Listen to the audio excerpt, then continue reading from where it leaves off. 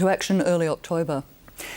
Now to the new technology being used by Perth homeowners to sell their properties. From fancy photography to flying drones, some agents believe old-fashioned home opens are a thing of the past.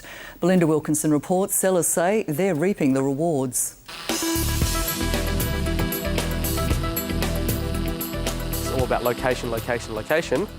And the only way to show location is to get a drone up there. Home opens was probably worked in 1970, 1980. They don't work in 2014. The reality is that if agents stopped doing home opens, it's the public that will be disadvantaged. When it comes to selling property, technology like this means opening up your home to strangers off the street could become a practice of the past.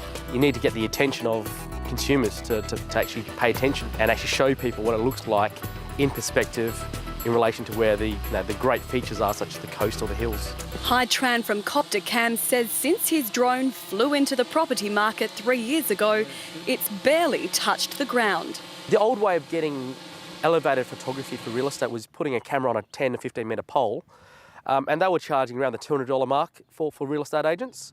Using a drone, it's about the same price. Back down to earth and inside the home. As far as the still photography goes, anywhere between 35 to 40 properties a day. Frank Spano from Aperture 22 says by the time he's done his job, any potential buyer should be picking up the phone to call the agent. Home opens are a waste of time for that homeowner. And because of these impressive marketing methods, real estate agent Jenny Bosma says her company shut the door on home opens 3 years ago. They believe serious buyers prefer private appointments. We tracked our sales for the year before and less than 5% of our sales came directly from that home open, showing it to the buyer.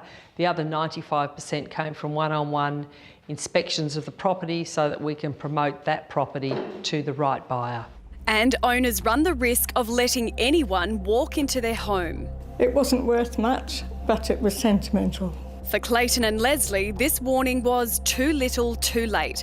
A thief posed as a potential buyer, pocketing more than $40,000 worth of jewellery and watches. They knew to move bags out of the way, they knew to look at the back of cupboards.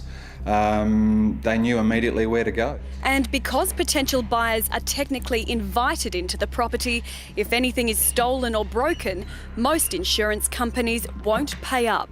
And Jenny says many real estate agents don't always intend to actually sell the property at the home open. They use it as a tool to get the names and numbers of people walking through to then try and sell them some of their other properties during the week. If you were paying a real estate agent to sell you a home, you'd expect them to follow up on everybody that came through and everybody that called.